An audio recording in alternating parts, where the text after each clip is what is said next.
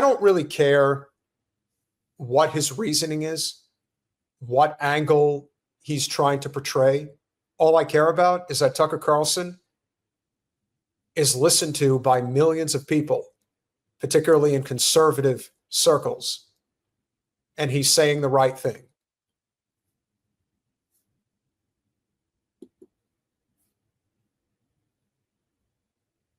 This, to me, is more important than whatever the cover is that people are utilizing. Now, you could say that they're killing Christians, and because Tucker is Catholic and that's very important to him, so be it. I'm not going to hold it against him. If right is right, then that's it. Here's what Tucker had to say to Piers Morgan. It's like if you commit enough killing, you will change people's behavior, including getting them to surrender. My only question is it worth it?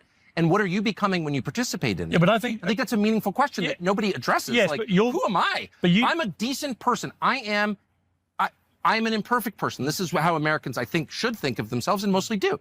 But I am also a representative of an enlightened country, product of an enlightened civilization called Western civilization. And there are certain things I will not do, even if they benefit me. I'm not doing that because I'm not that guy. I don't kill children. I don't rape women. I don't send women into battle to defend me, which I guess we now do. That's wrong. So you would condemn what Israel's done in Gaza, for example? I don't want to be involved in it. I mean, nearly 20,000 children are said to have died. I don't you condemn think that is a... By your criteria, you condemn it? Is it morally justified? That is a calculation that Israel has to make. I don't want to have anything to do with that. You have no view? No view? It's hard to take a lecture from someone who just admitted that he hates Israel in every fiber of his body. I never said. You said that. You said that. Now on you're camera. distracting. No, I'm not distracting. Yes, you are. You're the one who said that. You're now distracting. You said, I hate Benjamin Netanyahu. No, I didn't. I said I don't think he should be leader anymore. You hate him. You with an irrational hatred that, I don't know where it comes from. I can't account for what's in your soul. I don't have an X-ray into what's deep inside you, but all you said was, I hate. I have no problem saying that I think Israel's response has gone way too far. Way too many civilians have been killed. What I'm surprised about is that you, having lectured me about the deaths of 8-year-olds, you don't want to morally condemn what Israel's done in Gaza. I'm curious as to why. By your criteria. Yeah. My criteria apply solely, and this is a thread of consistency throughout my arguments here and everywhere for the last 20 years, they have to do with the behavior of the United States, which is my country. And it's been my family's country for hundreds of years. I pay my full taxes. I feel very vested. I'm a shareholder in my country. So its behavior matters greatly to me. I'm implicated in its behavior. And I don't want the United States to participate in things that are counter to its interests or counter to the values of Western civilization. That's really simple. So other countries do all kinds of abominable things, including cannibalism, a lot, actually, and human sacrifice, a lot, actually. And, okay, they're not my country. So I don't want the United States involved in anything that's morally indefensible or counter to its own interests. Period. So Israel's dropping American bombs on Gaza, killing lots of children. I'll tell you what I think. Hang on. Don't tell me what I think. You think the killing of you think the killing of civilians is morally indefensible? Let me tell you what I think. So American bombs are being used to kill a lot of children and women in Gaza. I hate that. Is it morally? Let me tell you. Is it morally indefensible? Now you don't want to say? I'm in the process of telling you. Go on then. Stand back, let the flower bloom. Okay? Stop tending the garden, Piers. I hate the fact that civilians are killed with American weapons. I hate it. Why didn't you just say that from the beginning, Tucker?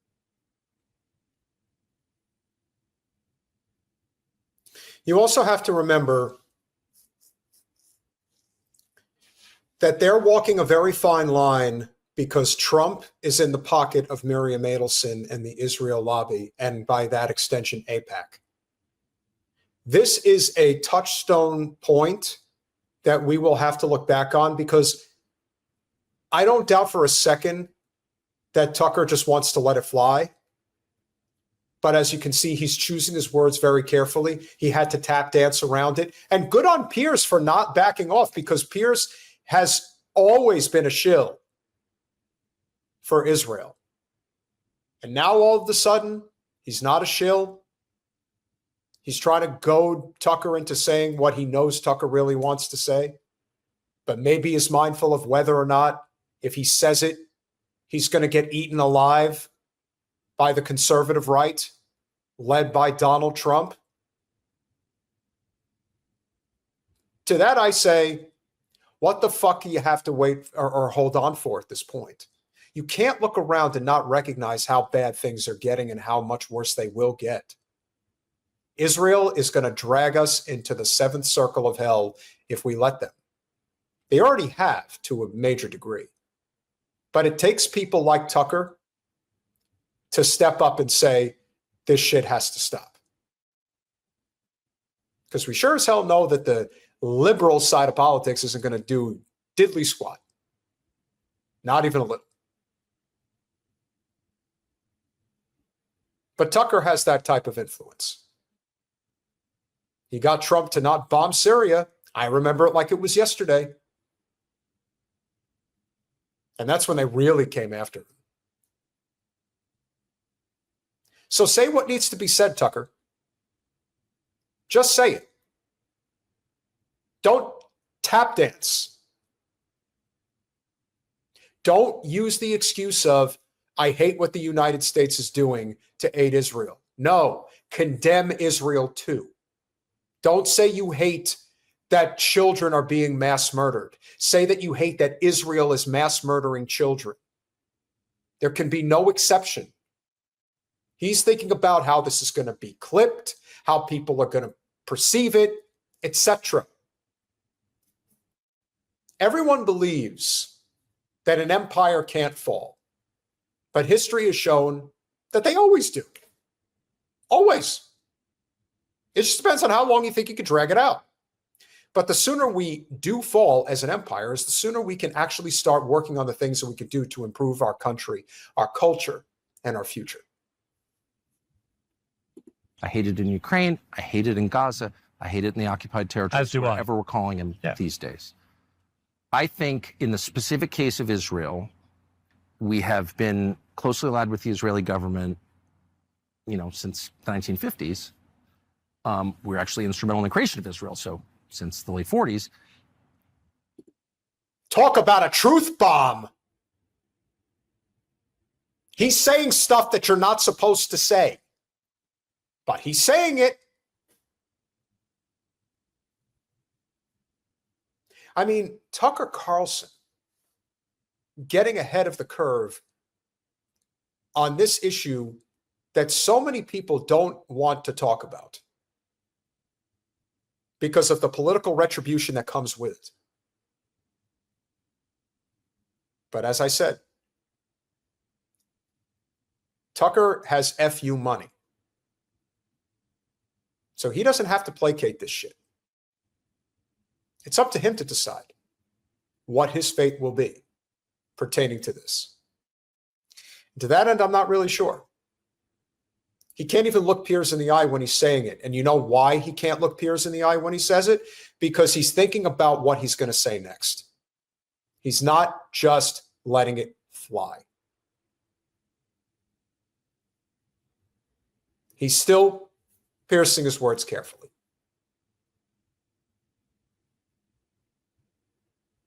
But he knows the score. And you can tell that he does. As a Christian, I'm sure it burns him up terribly.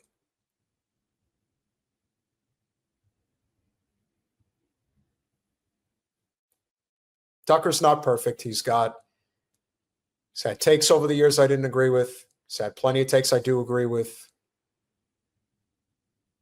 But I don't think Tucker's a bad guy. I think Sean Hannity's a bad guy.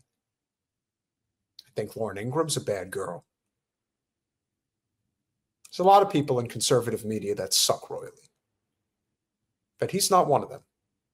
There's something about Tucker that I just get the sense that he knows what's going on.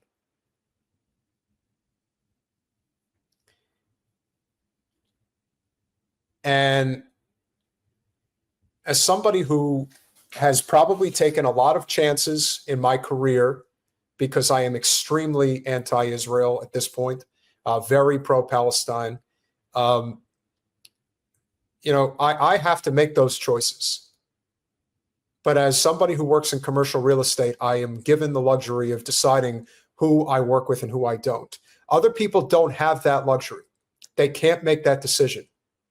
There are people that are so embedded in this system, and they are so financially dependent on being able to break bread with Israel. And that's why they don't say anything. As I've said, and will continue to say, it's always about money and power. Go check out Emily Austin and check out her background and how she got where she is. When I met her, I thought she was like 30 years old. She's 21. No one gets into these positions unless they're interconnected in a very, very substantial way. Can't do it. It's not, no one gets there. There is a pecking order, and few people get there. And the ones that do, they ride it for all it's worth. Because there's a lot of money to be had. There's a lot of prestige and power to be had. But if you fuck up just once and say the wrong thing, especially about Israel, you better believe it's over. And it will be over before you even have a chance to see it. It'll go like that. So let's finish this out before I bring in my wonderful guest. And I think that there are times when our interests have aligned, and there are times, the transfer of military technology to China being one of them, where those interests diverge. I would very much appreciate an environment in the United States where Americans could speak openly about what their money is doing in a bunch of different foreign countries, including that one.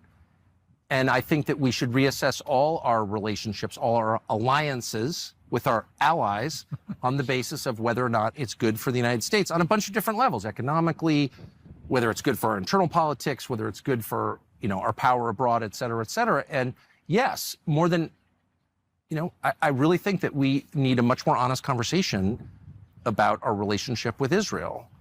And I feel, if I can just say one thing and brag, I feel like I'm one of the only people in the United States who's not emotional on the topic. Everyone's so emotional about it. They hate Israel. They love Israel. It's like, I'm American, okay? I like Israel. I don't love any country other than my own. And I think we should have a rational conversation about this. And at this point, as you well know, we don't. So that's my actual position. Yeah, look. If you're intentionally killing civilians, you probably shouldn't beat your chest and brag about it.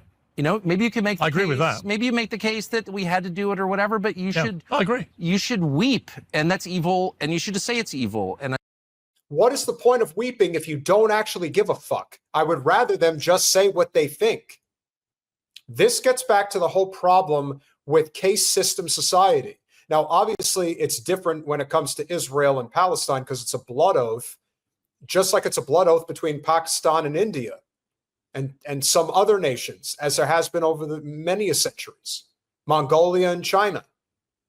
This isn't a new thing, but if we're evolving as a society, then we have to be honest about the fact that Israelis believe that because they are the chosen people, that they have carte blanche to do whatever the fuck they want and that they're better than everybody else. Well, you're seeing it in real time. That's what's happening. There is no denying this. Trump let it slip, although I'm not really sure Trump ever lets anything slip. I think he just doesn't care and says whatever he wants. And that's what scares the powers that be more than anything else, is that Trump will say things that are 1,000% the truth. That is not good for business. But Trump said as many as 700,000 Palestinians have been mass murdered. That's a genocide. It was a genocide at 100,000 people. 700,000 people? Remember, it was Trump who said it. So anyone who's out there saying, oh my God, you're fudging the numbers, you don't know what you're talking about. Jen has been saying for the longest time, you have no idea how many people are going to get killed from this. You think there's any honest? First of all, Israel lies when their lips are moving. They are dropping hell from above all day, every day. And what the hell do you think is going to come of this? And that's not even addressing the famine and disease that has been permeated through the entire Gaza Strip for a year and a half. What do you think is going to happen? They're dying. Mass murder perpetrated by a genocidal state that should be dismantled. I know it's really threatening to. Is it evil, though? Ben Shapiro to say that or whatever. But is it evil to kill civilians on purpose? Yeah, it is. I think it is. Really? Kids and children. Well, how is it not? Actually, you're right. And Ben Shapiro is a fuckhead, evil piece of shit. And of course, he's a feminine. I'm not even going to say beta male. He's a feminine male who can't lift, whose wife is probably stronger than he is. And it's always people like that. It's always those type of men that you always have to look out for. It's weak men that are the most dangerous because they always feel that there is a way that they can prove how strong they are. And you know what they do? They have other people die on their behalf and they drop bombs on people that can't defend themselves. Candace Owens has balls, bigger balls than Ben Shapiro has, literally and figuratively. She was willing to get fired from the Daily Caller because she couldn't live with herself. Good for her. Good for Tucker. Piers just likes to, he'll say one thing 1 minute, he'll go in another direction the other minute. But what is being said here is very fucking important. In a war? Well, you can call it whatever you want. How is it right to kill women and children? I didn't say, because I think there is a moral right behind you if you are literally... To kill women and children? Really? If there's a world war that threatens if it threatens the entire world, yes. Some people killed your kids, like your 8-year-old? Like, well, how is your own children morally justifiable? Well, because actually you have to, by your criteria... It's disgusting. Okay, so no war is morally justified. I mean, I think it's pretty hard to justify. I mean, yeah, I'm Any sure, war. A pure defensive action, sure. But all I'm saying, look, it's all ugly. It's all hard to stomach. I've actually seen some of it up close. Super ugly. You can say that. You say you hate it. May I finish? The fact you quibble with it being morally justified. To intentionally kill non-combatants, women and children, I think we can say that's wrong. In fact, I thought that was the thing we were fighting against. You see how Piers plays along for a little while and then he just can't help himself? What the fuck is with the Brits? Like, there's like a portion of the British population that just fucking sucks royally. Like, they're all a bunch of Margaret Thatchers, and they have never been able to get out from under their Tory sentimentalities. Piers Morgan wears a maid's dress in his private life. He pours his little tea and his crumpets and enjoys himself. And look at me, I'm now talking like Russell Brand.